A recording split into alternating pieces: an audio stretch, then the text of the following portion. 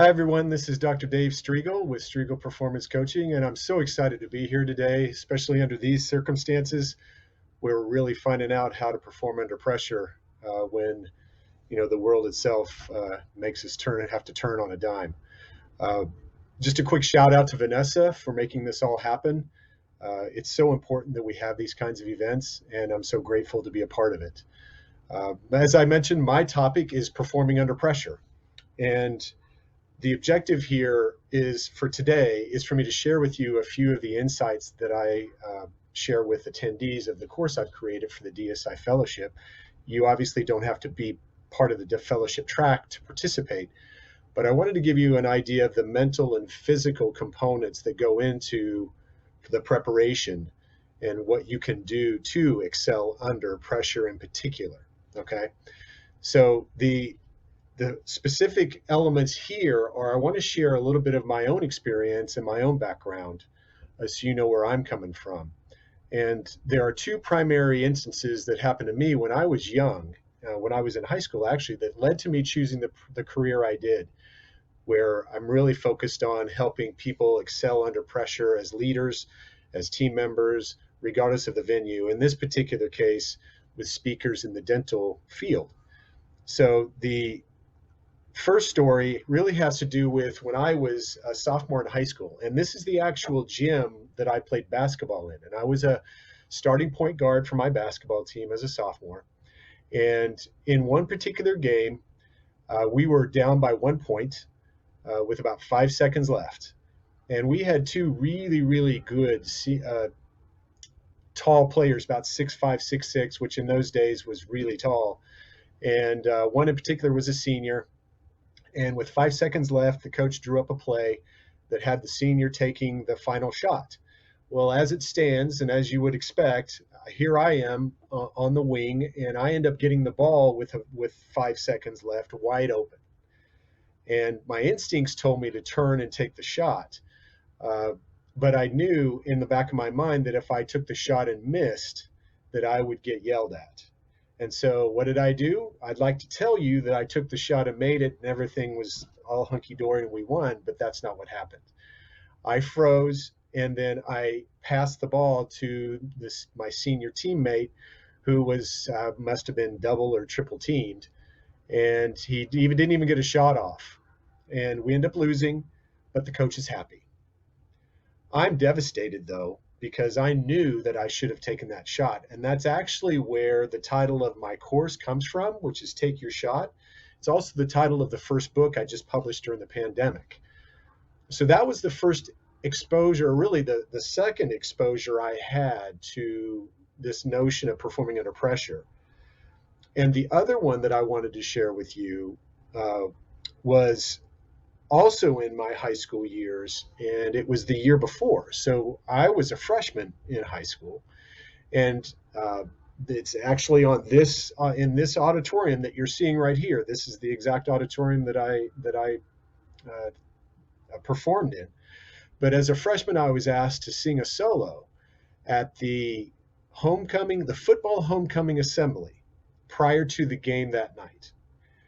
And I was on the football team also, and back in those days, which I think is still a tradition, the football players wear their jerseys to the game or to school the day of the game. So I'd been asked to sing a solo, but the problem was I had not been given much time to prepare, but I was naive, inexperienced, and so rather than saying, no, I can't do it, I said, sure, why not? I'd actually sung a solo the previous year in one of our concerts as a member of the chorus. And so I figured, what the heck? Well, the day comes, and I'm wearing my jersey all proud, and I step out onto the stage over there in the corner, which right there where the lightning bolt is, right in that spot. And so here I step out, and it's dark, and I look up, and then the spotlight hits me. And as soon as the spotlight hit me, I forgot everything that I had done, everything that I prepared for. I don't even think I could tell you my name. And so the music starts, And instead of singing the first verse, I sang the second verse. And I can't even tell you what I sang for the second verse. And if you've ever sung or you've been involved with singing and a singer is flat, meaning they're just under the note, so they're off key under the note, that's like nails on a chalkboard for a singer. And I was as flat could be, as flat as a tire. And you know how I know how bad it was? You see, in the audience were my parents, my grandparents, my sister who was a senior, all my friends, and every girl I ever wanted to impress was in the audience. And when you're singing on stage under a spotlight, you can only really see the first couple of rows of people. And after that, it's just pitch black. But in the first couple of rows, everyone that I could see, all the students I could see, were slumped down in their chairs with their hands over their face like this. Silent. And I had to suffer through it. I finally finished, walked off stage, and I wish I could have just disappeared. So for the rest of that day, there were people who supported me, said, great job for trying. A lot of people teased me. And in fact, the football team sang the song to me in the showers that night after the game. And my friends to this day, 40 years later, still every now and then bring it up. So why do I share these two stories with you? Well, first of all, I need you to know that I'm like you. I'm on my own path to excel under pressure. And nobody gets out of this unscathed. I don't care what kind of experience you have or how good you are at something. There will be times when you will not excel or you will have a failure under pressure. Okay, so I'm just like you in that sense. And speaking is hard. And the second reason I share that is because as speakers and coaches and consultants, which we all are, and really aspiring to continue to grow and improve at, it's really important for us to focus on the impact we have. So if we want to have impact, you have to be trusted. So the people we speak to, for us to have impact there, they need to trust us. And to trust us, they need to know us. And to know us, we need to share. We need to share about ourselves, not intimate, embarrassing details, unless that's the nature of your topic. But the examples I gave give you context to why I chose the path I did, and that I've had failures just like everybody else that were incredibly embarrassing. But another reason why I really want you to focus as a speaker on this sharing mindset is because when you do that, when you focus on sharing instead of being the expert, that's when the pressure reduces. Because part of being an expert carries with it pressure, because you have to have all the answers. Whereas if you come at it with a sharing mindset, I'm just here to share my information, share my knowledge, my experience, then it's more of a peer-to-peer exchange. Helps reduce pressure. So that's one of the key points I want you to take away from today is adopt a sharing mindset when you step on stage. Okay? So fast forward to 2 years ago at JumpSTART 2020. This actual event, when we were last in person, or when I was last there in person in January of 2020, I participated in a speaker contest of 6-minute speech, no slides, and I step up on stage, and in this case, I had prepared. I had time, I knew my stuff, prepared well, I was confident.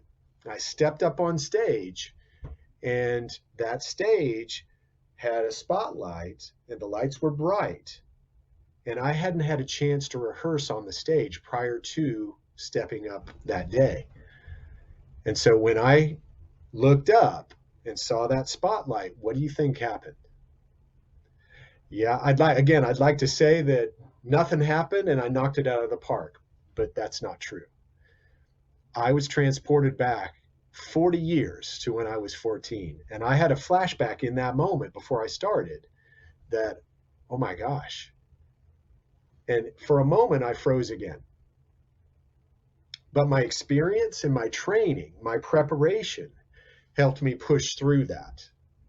Now, I had another glitch happen midway through that I'll talk about a little bit later. But the key here is that I needed to honor my past, and I didn't do that. And so that's the next key strategy for you is to make sure you have dealt with and addressed past experiences. And in my case, if you have a situation where something went poorly or there might be a trigger, then you need to rehearse through that. And I didn't have the chance to do that at JumpStart 2020, but I was able to overcome that at the beginning. Okay, so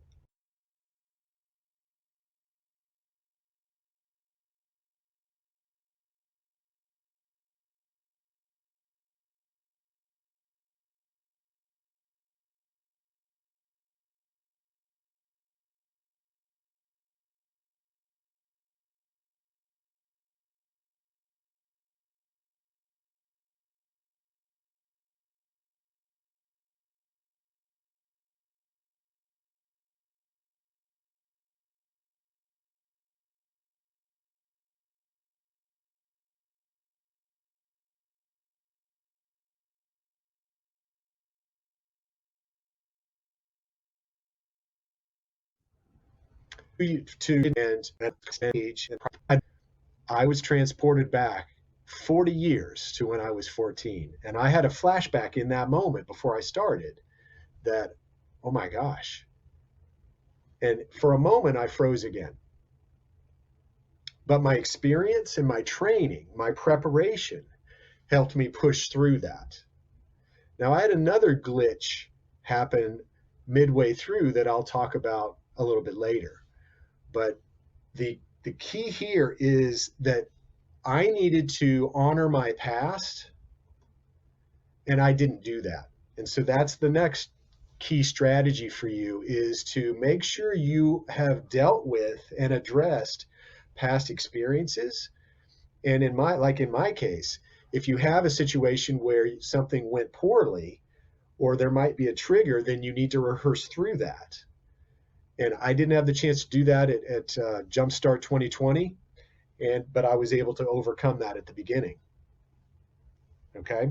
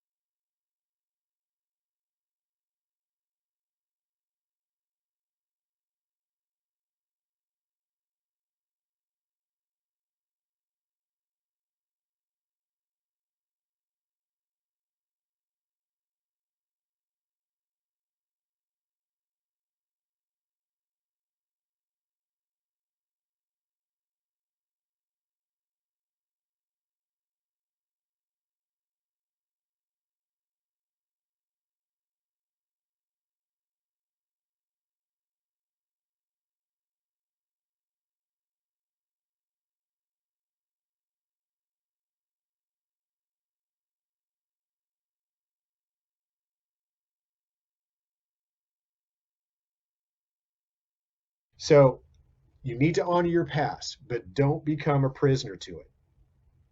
Okay. And if you can, rehearse on the actual stage. So, really, when it comes to performing under pressure, from a science standpoint, what are we talking about here? We're really talking about managing the brain because pressure is really a mental and a physiological component together. Okay. So, pressure is physiological at its most basic level. And in order to understand really the components of the brain that are at play here, and again, there are more scientific terms than the one we're using here, but the most primitive part of the brain stem, controls your instinctual urges and is really wired to survival. The feeling part of the brain is the limbic system, and that really controls more of motivation and personality and emotions. Really, the fear response is housed there. And then the prefrontal cortex, which is the thinking part of the brain. And that really separates us from other species and other creatures. That's what makes humans human, is the prefrontal cortex. Now, the thing about the threat response, which is really what pressure is a certain level of the threat response. With just minor threat, which is actually a good thing, the brain still processes information. And actually, in the next slide, I'll show you, it's actually one of the keys to high-level performance. So a little bit of threat is good, but as the threat grows,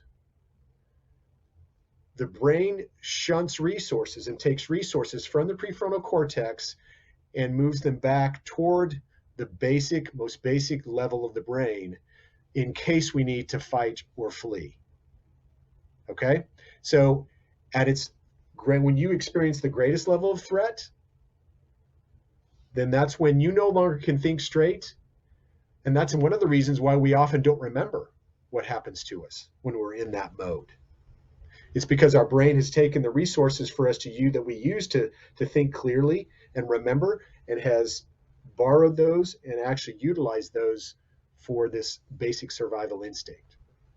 Okay? So that's what's happening at its most fundamental level. So what we're trying to do here is really manage this threat response. Now, in the world of performance, there's this inverted U that's a really important curve, and it's been around for over 100 years. This inverted U is really the combination of performance and pressure. So if you look at the lower left corner, low pressure means low performance. You're bored. This isn't really interesting. It's not challenging at all. Lower right corner, high pressure, low performance. I'm now overwhelmed. It's too much for me. Where we're trying to get to with respect to performance and the course that I'm teaching is to help you get into this optimal zone, this area of best performance where you feel a little bit of pressure that kind of tells the brain, okay, it's ready to perform, it's time to go. And then, but not too much that it overwhelms you. Okay? So this is called the inverted U curve or inverted U hypothesis. Okay, but that's kind of underlying what we're talking about here with pressure. So part of this notion of pressure, and actually, let me go back to the slide before real quick. This curve will move for you as you gain more experience. So it'll take more pressure, or you'll be able to withstand more pressure as you go, as you gain more experience, as you gain confidence. But then as the novelty of the situation changes, then you won't be able to withstand as much pressure. As your topic changes, the amount of pressure you can withstand and still think clearly and perform well shifts. So it takes time to build up your resistance to that pressure and that stress, and then gradually the curve moves to the right. You can take on more and still perform at a high level. So one of the assumptions that we often make is that performance should be perfect, meaning a nice linear curve. I practice, I get better. As I get better, I perform better. And that's nice in theory, but that's not how it works. The truth is, performance is ugly. The truth is you'll have stops and starts. There'll be times when you're on and times when you're not, and perhaps even within the same presentation. And that's all okay, because if you adopt what's called the growth mindset, and I put this up here because one of the underlying components of the course, and really for anyone to excel under pressure, is this notion of the growth mindset. And so the growth mindset, if you focus on the right side of the slide there, embracing challenges, failure is something that you learn from, persist through obstacles. Effort is really what we're after, not perfection. So you could see how, as we go through this, growth and perfection cannot coexist. So let me repeat that. Growth and perfection cannot coexist. So if you adopt a growth mindset, then you're not focused on being perfect. In fact, the focus is more on being human than being perfect. And then perfection and threat also go hand in hand. So if you're focused on perfection, then the threat is going to be ramped up. Why is that? Because if I position myself as the expert and I have to be perfect, then I have no other option than to be just that. And that's what happened to me the second part of my presentation at JumpStart back in 2020. Because it was only 6 minutes long, I had memorized it, not intentionally, because I knew that memorizing it could create problems, but I had done it so many times, rehearsed it so many times very well, that when it came time, and because I didn't anticipate the flashback that I had at the beginning, my stress level was already elevated more than I expected. And so then at midway through, I said a phrase that was different than I had rehearsed, and then I lost my place. And for any of you who were there, you remember I paused, and then I said, this is what it looks like when stress occurs, when the stress response occurs. And I swear I actually felt the cortisol just showering my brain at that moment. But again, my training helped me be able to go through it and get through it, because there was a moment when I wanted to run off the stage, but I didn't. I worked through it. The time was already too short for me to kind of start over, so I finished the best I could and hung in there and completed the presentation. But the takeaway for me for that was avoid memorizing, and instead use an acronym to help you guide yourself through your presentations. Okay? An acronym you do memorize, but it's like an Atlas roadmap. And for those of us who are old enough to remember an Atlas roadmap, you open it up and you see that, okay, here I am, my where I'm starting, and here's my destination. Now, if I'm going from San Diego, where I live, and I'm going to Boston, there are multiple ways to get there. And I can't choose just one and memorize only one way, because if I have a road closure, bad weather, or whatever, then I'm in trouble. So you have to instead use an acronym that is a guideline for you, that provides you options to deviate if needed, just like you would on an Atlas roadmap. So those are a couple of the examples and the strategies that I use in my course, and you can apply those immediately today to help you excel better under pressure. And so if I just leave you with the thought that speaking is hard and speaking is noble, because everyone we speak to and everyone we help with our consulting and coaching, we help them be a little better every day, and that's our objective too as speakers. So thank you very much for the opportunity, and I look forward to seeing you next time.